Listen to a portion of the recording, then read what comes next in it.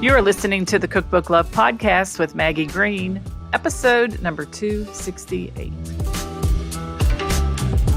Welcome to the Cookbook Love Podcast, a podcast that celebrates cookbook readers, buyers, collectors, writers, and clubs.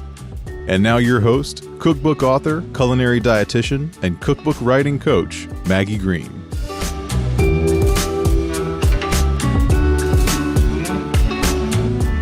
Hi, everybody. Welcome back to another episode of the Cookbook Love Podcast. How is everybody doing today?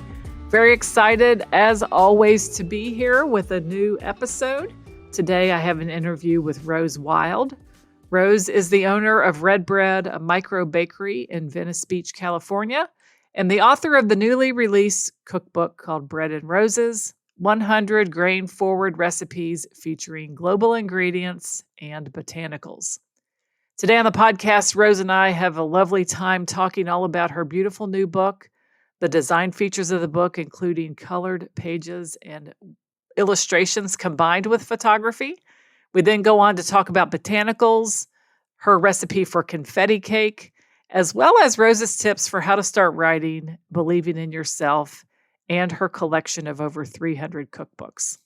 This is an episode I'll probably go back and listen to again because I swear I could have talked Joe Rogan style to Rose for probably another couple of hours, and maybe sometime I'll do that with a cookbook author. Before we dive into the show, I do want to let you know that in 2024, the Get Paid to Get Published program, which is my flagship program where I help cookbook writers get paid to write cookbooks without spending their own money to get published, is going to undergo a renovation. I started this program in the fall of 2020. It is now the fall of 2023. I have thoroughly enjoyed running the program, have learned a ton, but it is time for me to shake things up a little bit. So this is all to say that if you want to write a cookbook and work with a publishing team and get paid in advance of royalties by a publisher and then also get paid more royalties off the sale of the book, you need to join me before the renovations take place, so that you can be grandmothered into all the upcoming changes that are going to start in 2024. This will help you get better results, pitching a cookbook idea to a publisher that is rooted in who you are and what you do. So head on over to www.cookbookwritersacademy.com/free to learn more about the program, the method I teach, and all the things that you can currently do to become a cookbook writer who attracts cookbook publishers. So let's, without further delay, dive into the interview with Rose Wilde, who I believe is truly an embodiment of a person who is loving what she does and sharing what she loves in her cookbook. Hi, Rose. Welcome to the Cookbook Love Podcast. Hi, thank you for having me. I'm really excited to be here. I'm so excited that you're here too. And we get to talk about your beautiful new book called Bread and Roses, 100 grain-forward recipes featuring global ingredients and botanicals. We got so much to talk about, but before we dive in, why don't you tell everybody a little bit about who you are and what you do? Well, my name is Rose Wilde, and I am a baker and educator and writer here in Los Angeles. I live in West Adams with 2 dogs and 9 chickens. And I think that my whole aim is to champion foods that we've sort of forgotten about. And for me, and in this book, it's really focused on grains and botanicals. And we've done that throughout the history of running my bakery called RedBread, social justice bakery founded in 2011 in Venice Beach. And what that means really is that we tied a lot of community initiatives that would benefit and create stronger links to our core business ethos and basically our bottom line. So since the beginning, we have made sure to donate a portion of all of our sales to Los Angeles Food Bank. And over the last decade or so, we've provided for over 74,000 meals. And we've really been able to champion all the farmers we really love, doing great work in grains and botanicals at the Santa Monica Farmers Market. And you're going to meet a lot of those people throughout the book. And yeah, I love LA and I really love being a baker, and I'm excited to talk to you. Yeah, and this book is, you guys, we're going to talk about the design. We got to get to that though. It's a beautiful book, and the focus on grains and botanicals. And we're going to kind of walk down both of these paths so that everybody can get a glimpse of what we got going on here in this book. And to introduce the grain talk, I want to talk about the illustrations. It's a little bit about book design, but you've combined illustrations and photography in this book. A beautiful set of illustrations, a lot of lovely photography, but one of the main illustrations in the very beginning talks about grains and grain families, and then a flour tasting wheel. So I would love for you to dive into grains a little bit through the lens of what these illustrations are supposed to bring to life for the readers. Well, thank you for saying that about the book. I had a really great team. Rebecca Stumpf was our photographer and Stacy Michelson was the illustrator. She's an incredible illustrator. She is known for doing these like informationally dense ingredient deep dives. So when I thought about this book, I knew I wanted to work with her because, I think this book dives into some really deep stuff, a lot of context, a lot of history, all of which I think helps you be a more confident cook and a more creative baker. But that can be hard to just absorb totally through text. And I knew that we could get a lot across if we had some really great illustrations. So Stacy created several small illustrations throughout the book, but also these like 3 big showstopper illustrations. 2 of which you mentioned, which is the flower families of the field and the flower tasting wheel.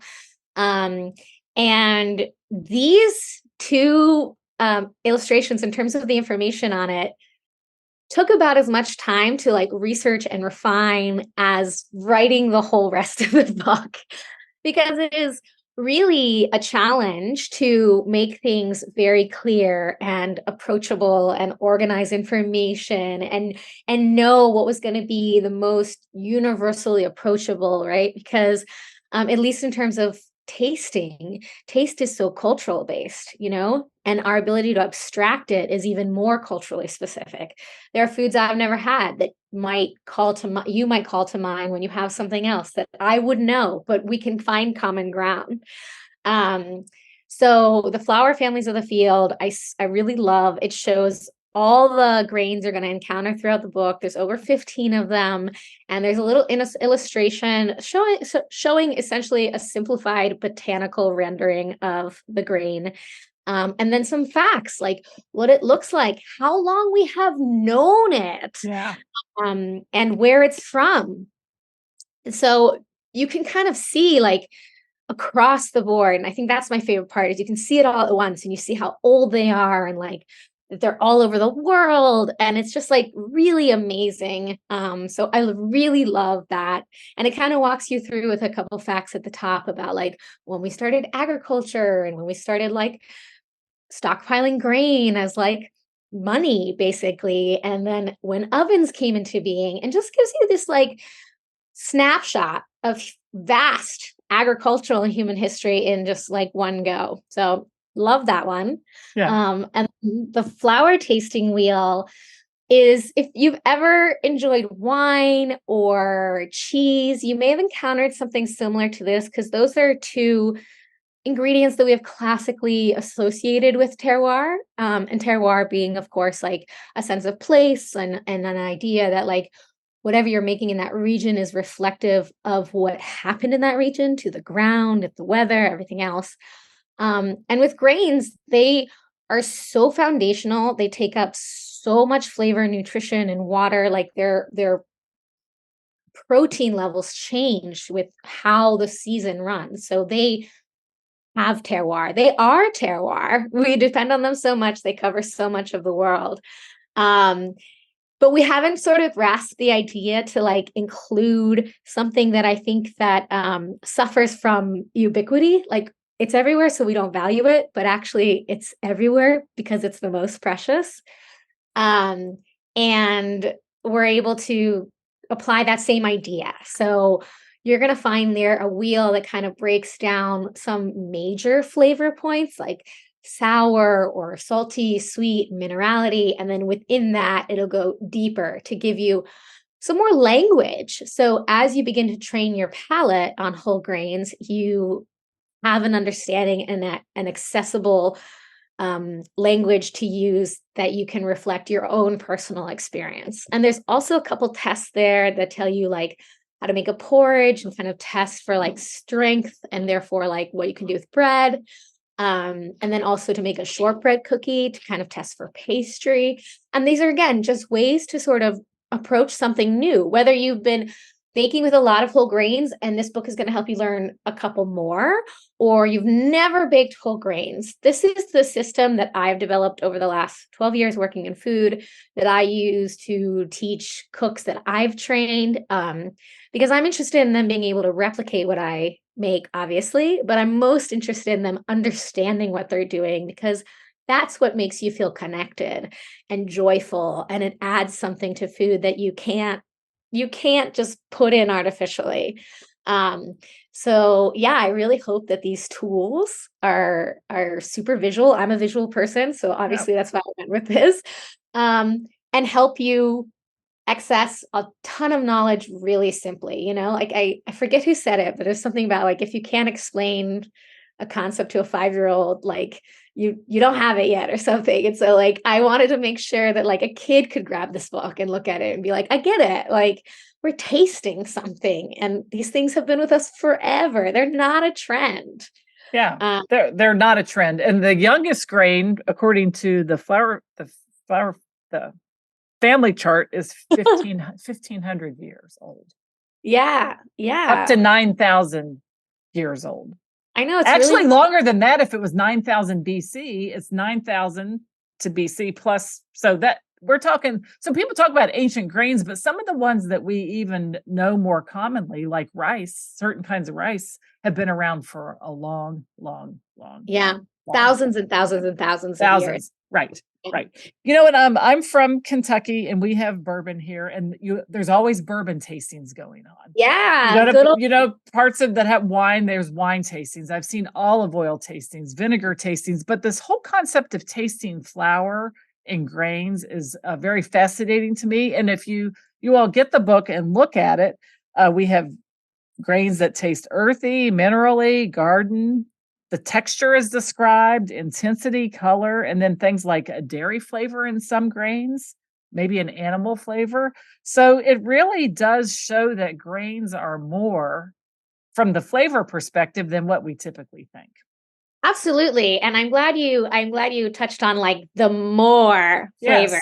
Because generally when we're talking about doughs, it's just AP flour, which means it's just structure. There is no flavor. So if it sounds strange to taste grain and flour, it's because you never have before. So it should sound novel. But if you can take that like 70 to 80% and swap out even a small portion with a whole grain, you are going to have an explosion of flavor and nutrition and digestibility, simply because you are actually adding in flavor, period. And so that's what I want to get you started. And I try to liken it to like when you were a kid and you were told you like had to eat vegetables, but like you really only agreed to eat like maybe broccoli, and like that was it. And so like you get to be an adult, and you're like, well, turns out I only know about broccoli.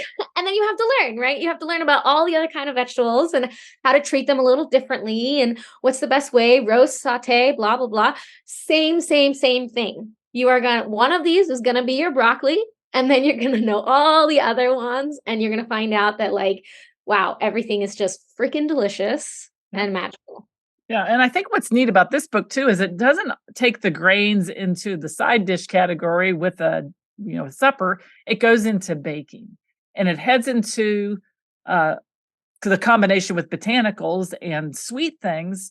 And also, I think for people that are having the whole gluten discussion, there's just a wealth of options here that are so delicious. And with the botanicals added, it just makes this whole concept of baking just so much more broad. I can't wait to try some of the grains in the shortbread test, and just simply mixing it with some butter, some sugar and some flour and baking it and letting the grain speak for itself. And I'm sure every shortbread made with all these different kinds of grains, it just tastes different, each one of them. Yeah, especially if you go hard and like try a bunch at once, you can really kind of give yourself this ability to taste things. And, I love that you pointed out the gluten-free, because so many of these grains are naturally gluten-free. Yes.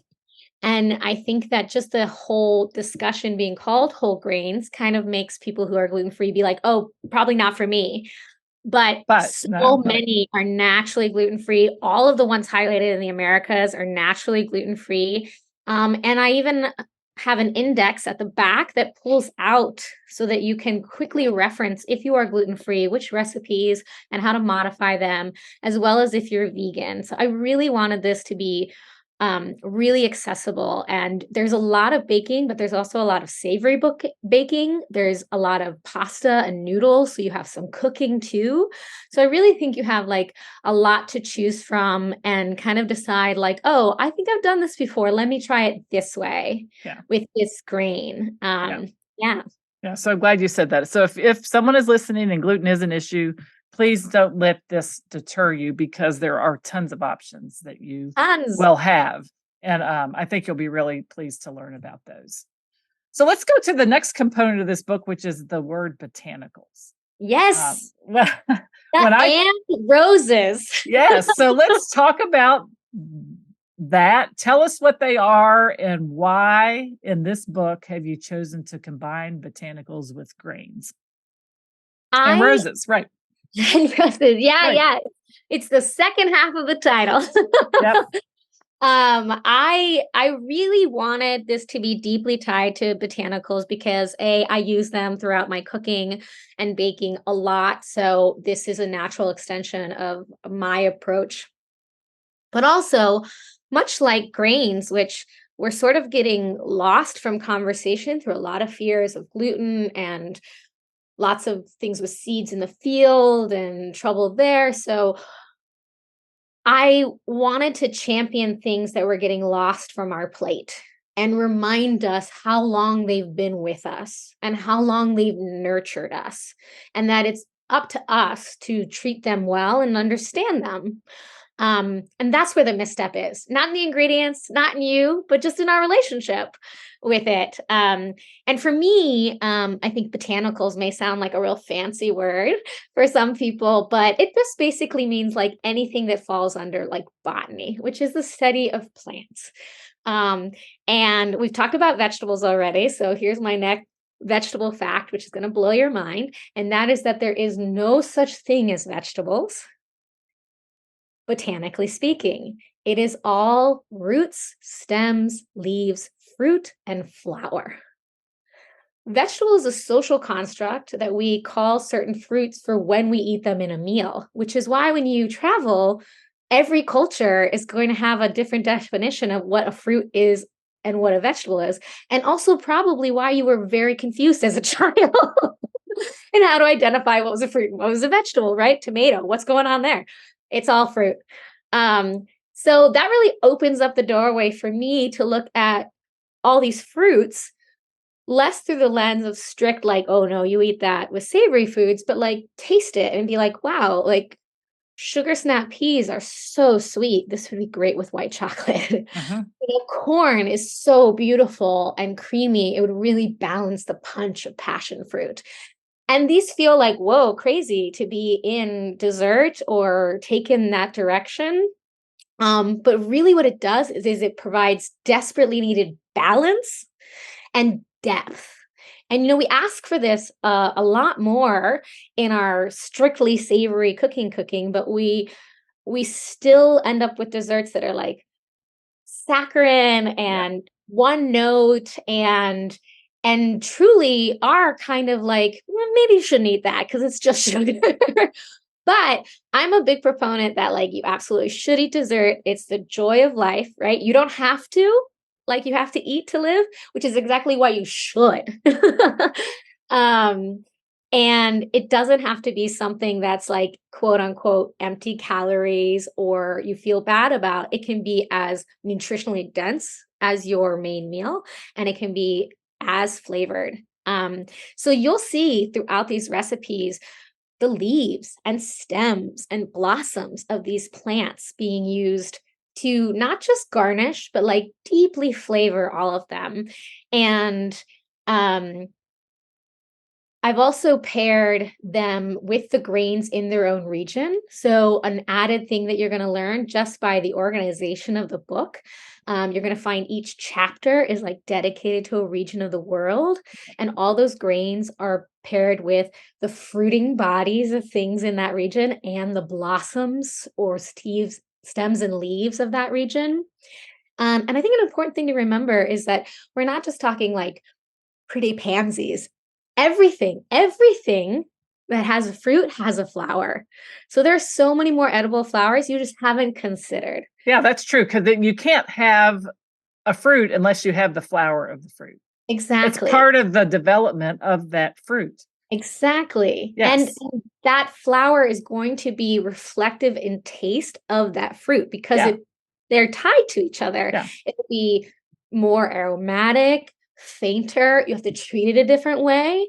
But if you're interested in seasonal cooking, there can be nothing more seasonal tied to the land than putting more of these tender leaves and blossoms on your plate.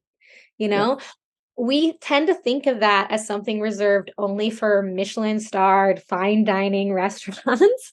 But if you go elsewhere in the world, there are days set aside as celebrations to go out in the fields and gather a particular flower that's blooming for 2 weeks. And that's what you're going to see everywhere on the plate because that is a agricultural product of the season that is super special. Yeah. And I just want to remind people, like, not only could your food be more colorful, more flavorful, more aromatic, but a lot of this is actually still free and accessible. And I kind of walk people through in the beginning, like how to forage responsibly, how to put together communities so you can do it together, and how to source things. So yeah, I'm really excited to see people work with more of these stems, leaves, and flowers. And I think it also goes to the conversation of zero waste in the kitchen. Yep. In my book, I explain it as eating root to blossom. And one great example is like parsley. It's really great on anything you make. It's going to brighten it up, adds color, super good, salads, steak, whatever you want. But if you keep all the stems, they are just as flavorful. You could chop them up and add them into the things I've already mentioned, or you can chop them up like sprinkles and put them in the vegetable funfetti cake you'll find in the Europe section and have a cake that looks like a classic funfetti, but is full of beets, carrots, lemons, and parsley rinds. So basically salad. Yeah. And a cake salad. Yes. So let's go into Asia for a minute because just gives people an example of some of the way these things are combined. So you have a brown rice donut bar with the green tea, and you can pronounce that glaze. Jin Machia. Is that what it is? Jin Mai Kai. Is that has the puffed rice in it? The green tea with the puffed rice? Yeah. Okay. Green tea with broken puffed rice. Yeah. Right. It's people's tea. Yeah. So talk a little bit about that recipe, because that's an example then of how this grain is incorporated in with the donut. And then you have the tea, which is the leaves, and then this puffed rice making the glaze. Yes. So again, we like to go really hard here and layer flavors in different forms to give you this really immersive experience that really takes you. So the brown rice goes into the donut, which is a classic cake donut. The brown rice makes the edges crispier and the center softer. It's like a perfect pairing for this kind of preparation. And then you make the glaze by brewing that tea, which is a green tea and broken rice. There's quite a variety on the market. It can be like really broken green tea leaves. You'll see some with matcha in it, which will give you a much more vibrant color in the glaze. But the thing that's special about this tea is that it's called the people's tea. And it's basically a way to make something stretch, right? You would take your green tea and stretch it with all the pieces of rice that broke through the process of like getting them in from the fields and drying them out. That may not be as nice to cook with, but make a really roasty, earthy, sweet tea So we make a tea with that, and then we're going to make it into a little glaze, and you dip the donuts into it. And I think the experience is just like really herbal and feels like a really nice bright morning, and the donut itself is like super creamy and has these hints of vanilla to it just from the expression of the sugar interacting with that. It's a really special donut. Yeah, it's great. It's a beautiful recipe, beautiful picture. And the tea, if you haven't had that kind of green tea, it's the best. It's so good because green tea sometimes a little a little maybe harsh on the back of some people's throats, but the rice really brings it down in tone and makes it like really warming. So, and if anyone can't find it, there's a brand of tea here that's mixed and brewed in Kentucky called Elmwood Inns tea, and I think they sell it online, but they sell a can of the loose the green tea that we're talking about. And I can buy it at Jungle Gems, which is a large international market in Cincinnati. And I actually just picked some up last week because it's great. Like in the afternoon, if I've had coffee and I want to have a cup of tea, it's a great tea. So now I'm going to have to try those donuts with the tea. Yeah. And making tea out of grain is like something that you find around the world. Like it's another common use that gives you like a totally different experience, but a really great way also to taste the grain, right? Because you're literally extracting its flavor. So let's talk about, from the Americas, the quinoa churros with chocolate sauce. Yum!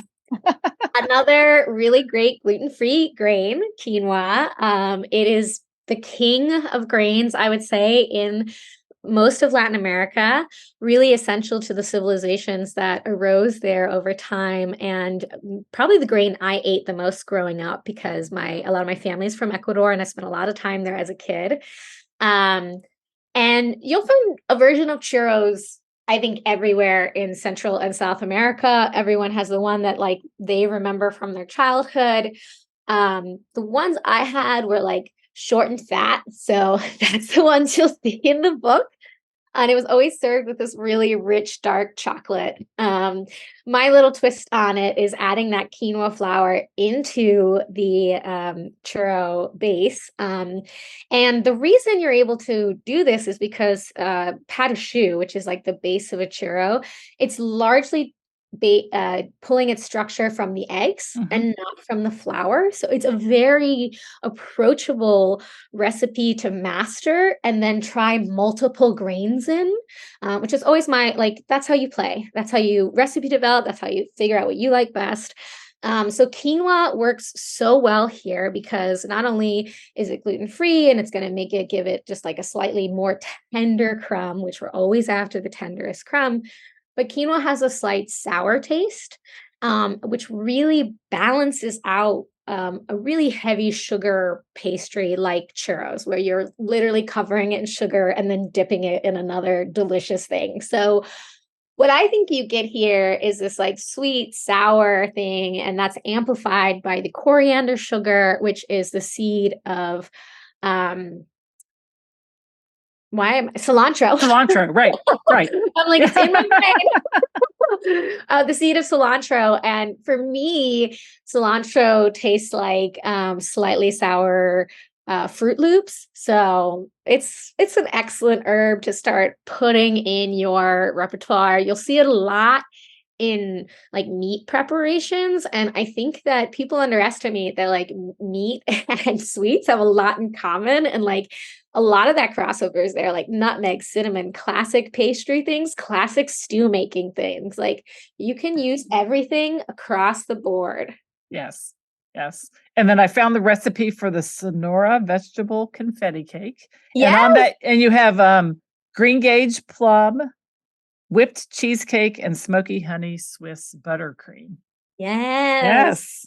We've got some sweetness, we got some vegetables, some creaminess, and then a little smokiness to, again, offer a grounding against, cake, which is one of the sweeter preparations you can make. Yeah. And the Sonora is a grain that you mix in with the all-purpose flour. Like you said, you don't replace all of the all-purpose flour in this recipe, just a part of it.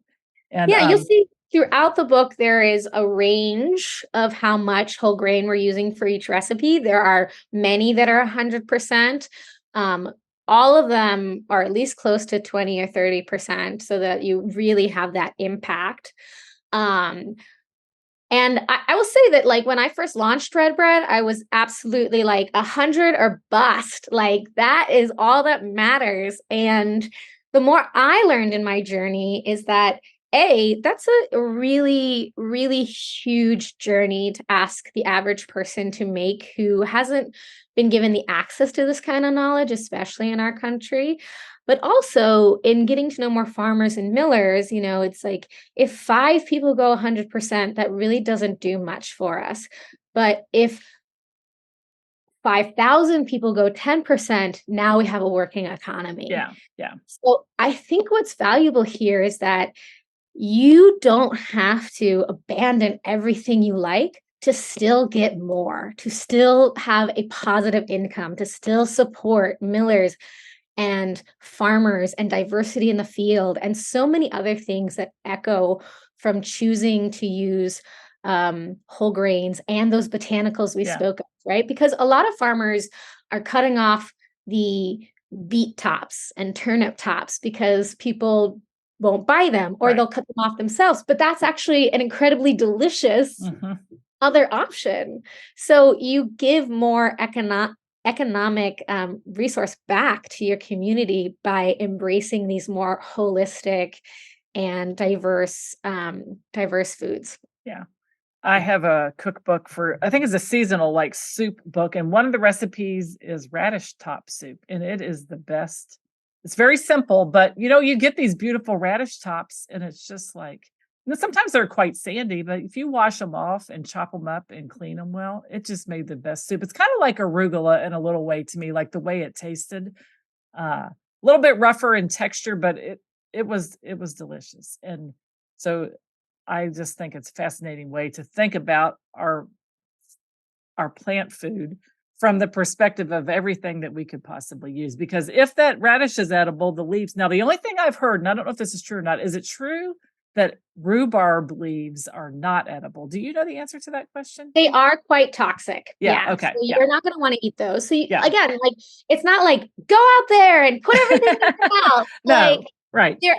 I'm mostly asking you to engage in more. Yeah. And also, yes, look to what we define as toxic, but also take a global perspective, because food has always been political, and there has been numerous ingredients throughout the United States history that have been demonized as other, that have nothing to do with the food themselves.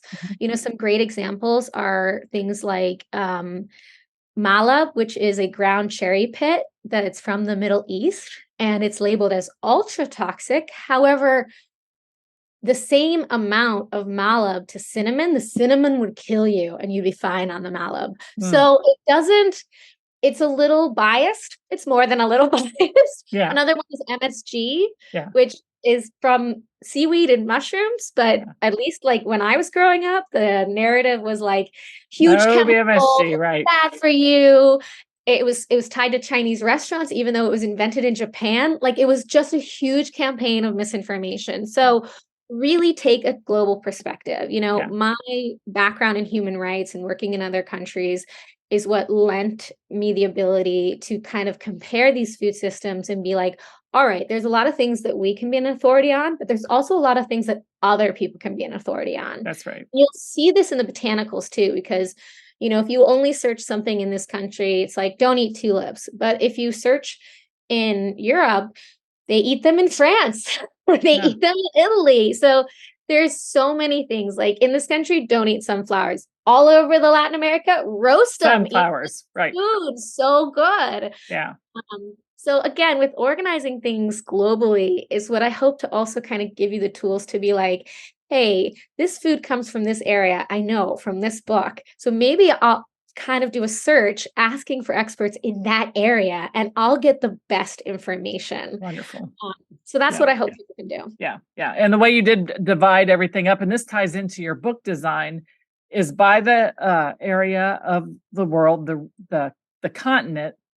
But something I haven't seen in a cookbook that makes this book really beautiful is the color of the paper you used for the pages. So I want you to all to imagine like a lighter green, a yellow, a lavender. I think there's a pale, like peachy orange Yeah. color. Just makes the pages and the botanicals that are on them really, it's just beautiful. It's a very soft way to communicate the color and the vibrancy that you can get in your food by cooking with botanicals and different grains and roses. Yeah, don't want to Yeah. forget roses. Yeah. Yeah, I mean, I especially love that when you look at it from the side, you can see this really lovely rainbow. That just Yeah. makes me smile. Yeah. But each section does have a dedicated color. And my hope is that just it made it easier to kind of find, like if you remember that corn was in the Americas, like your brain might remember, oh, that's this color section. And you can see it from the side and quickly locate it, Yeah, it's I'm great. a person who dog ears and tags and like writes in books. And so I was thinking like, how do I make that happen without individually doing that for every book?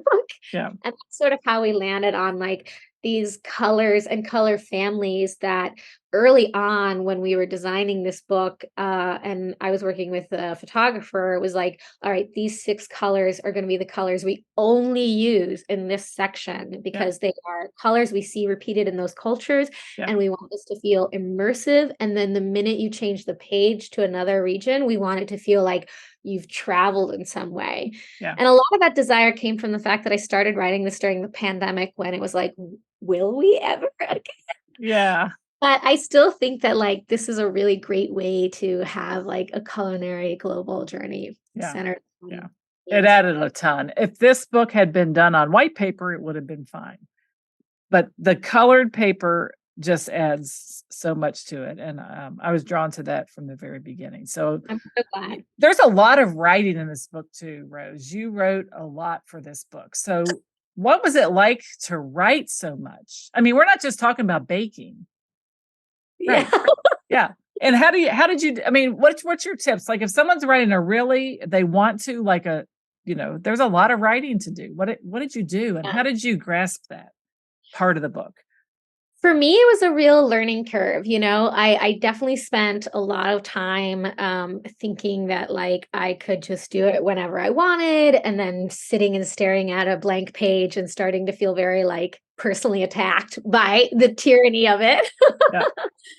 And just having trouble getting started and putting those first words and sentences on there. I think it was certainly my experience, but I imagine it's quite universal to feel like if you can't think of the perfect line, why even write at all? If you're not adding something original, why even write at all?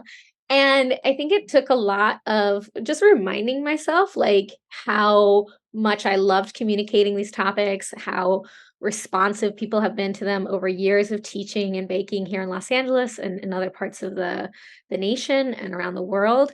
And going for it. So I think like one of the biggest things about if I were to give advice to someone who's trying to take on like a huge project, and a book is a huge project. Like I went to grad school, I went to law school, I've written some very long papers. It's incredibly different to write a book. And my success came from setting up time that I would dedicate every week. And as it got closer to some of the deadlines, like that might increase, but it was kind of the same time every day so that I had this rhythm. And some days that meant nothing got written. And other days I would write 40 pages and not know where it came from.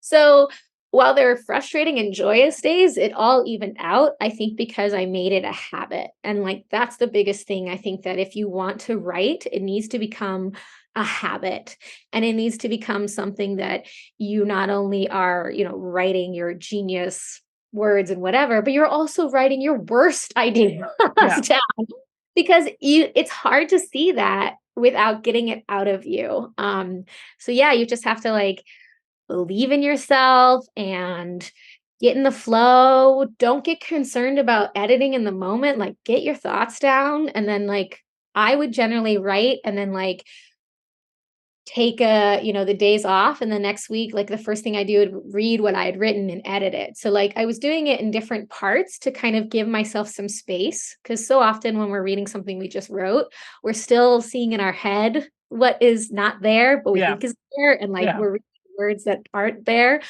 So just giving you some space. Also, I, personally, like I work better with some sort of noise and background thing. So maybe an ironic and funny tidbit is that I definitely binged the entire first 3 seasons of Alone while you were writing. Wow. People are different about that completely. Some people has to be dead silent, like no one else around. And then some people, the middle of a lot of noise, and they can write better. Yeah, I think for me, it's like I like a set of noise. I'll often write with like a movie I love or really familiar with just on low in the background. And I think it's almost like a timer to let me know, like, oh, I've been writing this long, in a way that's like more, again, being a visual person makes more sense than a clock. And Alone is like 30-45 minute episodes. And the plot is very simple. Stay alive. Yeah. Well, you know what? I think it's always fun to hear other people's routines, but I think you made a really good point that we have to remember that we have to like create this space in the way that works for us, because it's all, everybody's different. Everybody's different. Yeah. But you do need to create the space. The space in your week or on a regular basis has to be created, and you have to show up to that container, whatever it is. Yeah. Yeah. And I, going into it, like the first thing I did when I sold a book was buy all these books about how to write a book. Because I'm a very knowledge is power person. Like I read Bird by Bird. I read like Successful Habits of like famous people. And like, I read through everything from Benjamin Franklin to Alexander Graham Bell to Edgar Allan Poe. Like, what did they do? And it all came down to everybody's different, but they made space for it. So that's all you got to remember to do. And the opposite of that is not sitting down and waiting for the idea before you sit down. And that is hard for me. I can't do it that way. I can get ideas, but in order to flesh something out, I have to be in the place where it's supposed to happen. Yeah. I have I would carry a notebook.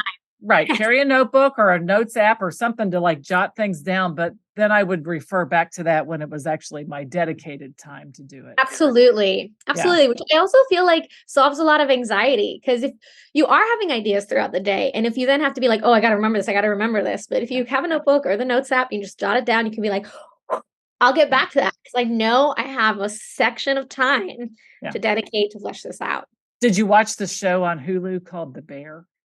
Yes, I did. Okay. So the chef, the young girl that wants to like help him change the restaurant she'd be waking up at night. Like she'd have visions of like people in the kitchen. And she had this, it was probably like a 2x3 notebook just by her bed. And she wrote it down. And I think he ran across her notes one day after she had resigned. He runs across her notes and he sees that he has let a good thing slip through his fingers, because she was always thinking of ideas, thinking of things she wanted to cook and create, and she was jotting them down and taking notes and paying attention. And I think that is a big thing. And I think to write a book like yours too, it requires a lot of paying attention to what's going on around you in other countries, other places, with other people, and then being able to pull it into the work that you do in such a beautiful way. So thank you.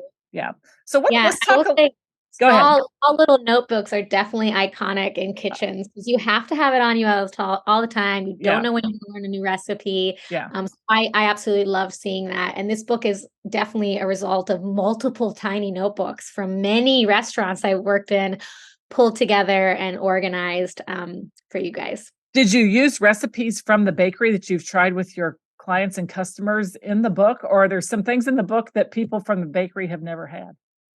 Both. Yeah. There's a lot of stuff you're going to find here from my bakery, from my time working as the pastry chef at Rustic Canyon, at Rose Wilde, at Manuela, like working for a Lebanese restaurant. So I really took years of working in various food ways and tried to just organize them the way we did for the book. But I think that people that are familiar with my work are going to find a lot of familiar things, incredibly coveted things like the oatmeal chocolate chunk cookie. If there's one recipe I've been asked about every single day since I made it 12 years ago, it's that one. Here it is. I love you. Please make them. Yeah. How do you feel about, I love to ask this question, like some people are so afraid of sharing these coveted recipes. Yeah, I think. Well, how did it feel to share this oatmeal chocolate chip cookie, knowing that it's a popular bakery item? Yeah. And I'm putting it out, and I'm like totally like, showing people under the hood. Yeah, like what's going on with these cookies? I think when we do something in any art form, anything creative, like it can be very precious to us. And this cookie was not only like incredibly well received, named the best cookie in LA by LA Weekly, and like people still now like will see me in the market and just point at me and go, cookies. Yeah. That's my name, or I might have them on me. But it's really hard also because it does feel like the first super successful recipe I made. And it has been a joke that I would never write it down. I would take it to my grave and literally put it on my gravestone instead of like my life. Right. Yeah. So people could get it then. And I would have people walk up to me at the farmer's market and be like, listen, you don't have to tell me what's in it, but if I'm going to list out ingredients, and like, just shake your head if one of them's wrong. And I'd be like, yes or no? What is happening right now? Yeah. So I think I wrestled with a lot because, I think that you can be in this mindset of scarcity or abundance. And I just had to remember that like, this was not the only great recipe I was ever going to write, proven by the fact that I'd already written other fabulous, iconic recipes since then. And that if I gave it away, it would be the thing that could really bring people in, because it had been bringing people in. And I really kind of landed on that abundance sense that like, I just want more people to smile and kind of moan as they bite into these cookies, like I have been seeing the Los Angeles public do for over a decade now. And so, that's what I did. But I think that that's a common theme when you are creative, and every decision is like whether or not you're going to be someone who like holds resources and gatekeeps, or you are going to participate in the great dynamic of exchange and growth and ideas. Yeah. And I sit and think whenever I'm faced with a choice like that, I really do. I think, how does it really feel to not share something? It didn't feel good. It feels horrible. It doesn't feel good. It doesn't feel good. I am glad though that I saved it for this moment, because this feels like the right moment. This is great. And there will be people that will read that recipe and they will never bake the cookies, but they will come to your bakery, maybe from a place that they've never been before. Totally. And there will be people who've never been to the bakery, have never heard of you before, that'll make those cookies and will love them. And then there'll be people who've done both. They've been to the bakery, they'll make the cookies, they'll still come back to the bakery. They'll say, this is the special cookie from, RedBread. That I hope there's also people who flip to that page immediately and call someone up and be like, you owe me $100. I know. And there'll be people that give this book away and, share it. And there's a whole word of mouth thing. So I always think with recipes, your expression of that recipe belongs to you. And the way you put it all together, the whole thing from beginning to end. Yeah. But I bet if you Googled oatmeal chocolate chip cookie recipes right now, there's a million. 100%. Yeah. Right. It's all about like, because I tailored it to my palate and it happens to be something that resonates with people. Yeah. But you make a good point, because it's not only like that recipe and like those little choices belong to me, but like now that I've gifted it to you, it's going to belong to you shortly, because for sure you're going to tweak it a little because it's a natural inclination. That's what people do. Right. This idea that, a recipe is different in the hands of every cook and every baker is so true. And it's not even necessarily because of our different skill levels, but we forget how much we are part of the process. Yeah. Like we are warm bodies. If you're making pasta, your skin is porous. It's going to take some of that water from that dough. If you have dry skin, it's going to take more water than someone who doesn't have dry skin. Yeah. So yes, your recipes are going to come together differently. You run hot, that dough is going to proof faster. You run cold, you're going to have to leave it out longer. So I think it's also a reminder to you that you are vital and a real part and variable in the process in a way that like makes it only yours at the end of the day, no matter what. 100%. And this makes me think of a conversation not related to cookbooks about the book that Barbara Kingsolver just wrote and published called Demon Copperhead, based Great. on the story arc of David Copperfield by Charles Dickens. Except Wonderful. it's set in Appalachia, and she tells the story. But so what that means to me is that we have these story arcs, and the same thing for recipe arcs. They're out there for people to use, but we get to infuse ourselves into the recipe. Yeah. Yeah. And I'll Especially, never be able to copy your recipe because it's yours. And the way you and like you said, the way you even make it, the way you cook it, the way you bake it, the way you write it, it totally belongs to you. yeah. Yeah. So that's a little riff on recipes, but they are meant to be shared. I think that's what recipes are for. Yeah. I And think they're like the original love letter. yeah, I agree. I agree. My mother cooked for a family of 10 for however long when we were Wow. kids. And she didn't write a lot of things down, but the few things that I have that she did write down, it's kind of precious to us because she cooked so much that she just knew, the 10 things she made, she knew how to make them, and she never Yeah. really wrote things down. Yeah. Yeah. But she cooked all the time. She just didn't have any written recipes for it. So anyway, it's really precious when I'm you sure can get somebody. she had her hands full. Yeah, she did. When she could including my dad who wouldn't eat chicken on the bone. She should have drafted one of you to be a stenographer. Like for pity's sake. I mean, yeah. So it was, interesting experience with that. But I love talking about recipes, and I think it's great that you shared that.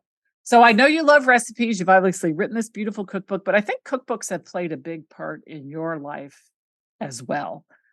I don't even know if this predates bakery, but tell us about your cookbook collection and if you have any favorites that you leaned on as you were working your way through your baking journey or whatever, and as you got to this book that you actually wrote. Yeah, I love cookbooks. I have almost 300. Similar to you, I believe we both keep our books color coded like Yep. a rainbow. Yep. I find this the easiest way to sort of remember a book. Again, very visual. And I started collecting cookbooks probably when I was in law school because I was buying all these other really thick books that were, teaching me a lot of things, but pretty boring. But not as fun as a cookbook, right? Yeah. So when I would go get my law books for the semester, I would sort of treat myself to like the most colorful, most interesting book to try to like balance it out. And then I, started cooking more and more and would ultimately kind of shift over to this being my main thing. But like I said, when I was writing and then bought all the books about writing, like similarly, like I very much, I think early on saw these as like tools of my trade and an investment. And I've always loved books. So for me, a book is always going to be a bigger treasure than even like the greatest blog, no matter what. Like I like to hold it. I like to have it with me when I'm cooking. And if I fall in love with something, if I want to learn something, I'm never getting one book. I'm going to get 4 or 5 on the subject. I'm doing deep research about what this person's offering on that perspective, because I really want to like understand fully and not get too tied to one person's way. There's a lot of books out there that are like, this is the only way to do X. And it's just not true. It's not true. It's not There's true. not only 1,000 ways to do it, but you're about to come up with the 1,001 way to do it, which is your way. So I really feel like that kind of just really captivates me, this like obsessive, deep rabbit holing. And this being my first cookbook, I looked to a lot of my favorite cookbooks about like their structure and how they organized information and like what I liked about it, what I didn't like about it. So it was a very academic and rigid in that sense, and then trying to like mimic the things I liked, change the things I didn't. But there are so many cookbooks that over the years have really like changed my perspective.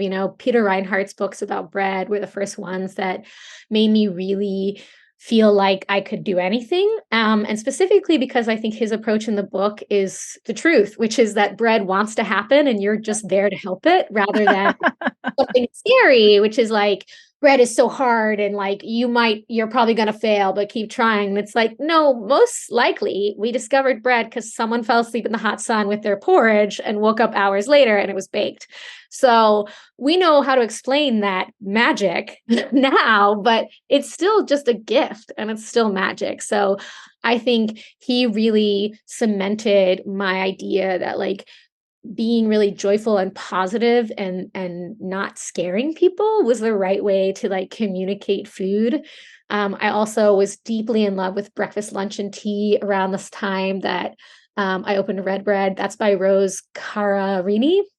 It's in Paris, and everything is just like really rustic and not too sweet, but still indulgent. And like I grew up drinking a lot of tea, so I love that emphasis on like tea service, and it's something we offered at our store. And I loved her graphic, simple approach to things. So it influenced some of the design decisions I made at RedBread as well. I think that Salt, Fat, Acid, Heat by Simin Nosrat is like an absolute classic and really emboldened me to do a lot more illustrations in the cookbook because she has so many beautiful illustrations, only illustrations. And that was very radical. And I feel like I leaned on that when I was pitching, like, let's do lots of illustrations. So thank you, Simin. And then, I'm always buying other whole grain books by other authors. And I recently purchased Grist by Abra Behrens, and I think she's phenomenal. I think she's doing great work in like championing grains as well. And since we talked about how my favorite food is ice cream, Yes. My current like super dog-eared stain I'm making every recipe is a book called Ice Cream by Catherine Osterberg. And it's a small ice cream shop in Copenhagen, Denmark. And they have the most incredible, most velvety texture ice creams I've ever had. I had the opportunity to be in Denmark for a couple of weeks when I was attending the Mad Academy a couple years ago. And I would bike from school every day to go get ice cream. Ice cream cone. And by the end of the week, I had like made friends with her, brought her cookies, bought her book. So it's just like, for me, these books are friends. They're not 100%. Not just books. No, they're not. And you're a star and your book is the star. And now you get to journey together to like get this out in the world. And I think that, how does it feel to have a finite product that's not edible? Oh my God, amazing. Yes. I know. That's so funny. I literally said that the other day. I was like, wow, this is the first thing I've made in like almost 2 decades that like it's there. I don't have to like make it again tomorrow. Right. It's not it is consumable, but not in the same way at all. Yeah, no, it's tangible and like we'll stick It's wonderful. Yeah. And meals and food and cookies and cakes and pies and donuts, they're all tangible, but they go away. They're just a memory the next day. They have their own beautiful, like quality as art, but this is a really solid, like, I don't know, both my parents identified as writers and did a lot of writing. Yeah. And so I think that, beyond just how hard it is to write, the very idea to publish a book it's extremely lofty idea, possibility. So it feels really generationally amazing for me to be able to touch this. And I'm still like, every time I see it in people's hands or they tag me on Instagram, it's amazing. Like, it's what I'm living for right now. Like, I want to see your bakes, but even if I just see it in your hands with a cup of tea, like, know that I am ugly crying. Yes. It is truly amazing. So speaking of that, if someone is baking from Bread and Roses and they want to tag you or get in touch with you online, how would they do that? You can find me on Instagram at @TRoseWilde or at RedBread, also on Facebook and X on those handles, and also my website, www.eatredbread.com. And if you want more recipes, you can join my Substack, which is eatmore.substack.com. Nice.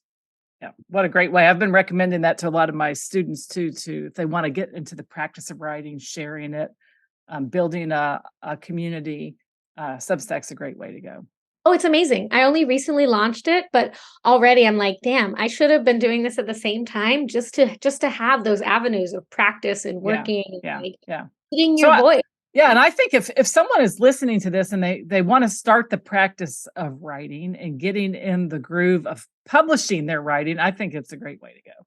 Absolutely. All the infrastructure is built up for you. It's there for us to use. And I just think it's a terrific way to do it. Yeah. And I think you can build your email list at the same time, I think. You can. Yeah. It's really amazing. Like, it used to be like 7 apps to do what Substack is offering you. So there's really no excuse. If you want to write, you don't have to wait for a book contract. You don't have to wait for a magazine to give you the go ahead. Just start a free Substack. Do it. And do it. Just do it. And like you said, it builds this muscle. It like gets you in the practice and the training of it. And if you're looking for a place to be social and have a community around writing, and you do not want to do video and you do not want to do photography, it is the perfect place. Absolutely. Yeah. Well, it's been a joy to speak with you today. I wish you nothing but the best, Rose, with your book promotion. I know this just came out, but it's a very exciting time, and soak it all in, no pun intended, enjoy it all. And the people that you're going to meet and the things you're going to do, it's just so different even than the work that you're doing in your bakery. It's just very fun to meet people who are going to just adore your book. So I wish you nothing but the best. Thank you. I'm really excited. I'll be on book tour all fall and winter. So I'm excited to meet people all over the nation, and check my website to see if I'm coming to a city near you and say hi. Yeah, that'd be great. We will. Okay. Thanks again for coming on the show. Have a great day. Maggie. Thank you so much for joining us today for this episode of the Cookbook Love Podcast. Again, all the links can be found in the show notes at www.cookbooklove.co. And if you are interested in writing a cookbook of your own, please check out the free cookbook writing masterclass called How to Get Paid to Write a Cookbook. It is designed specifically for food or nutrition experts, and you can check that out at www.cookbookwritersacademy.com/free. So that's it for today's episode of the Cookbook Love Podcast. This is your host, Maggie Green, and until next time, have a great day and keep loving your cookbooks. Thanks for listening to the Cookbook Love Podcast. You can find out more information at www.cookbooklove.co.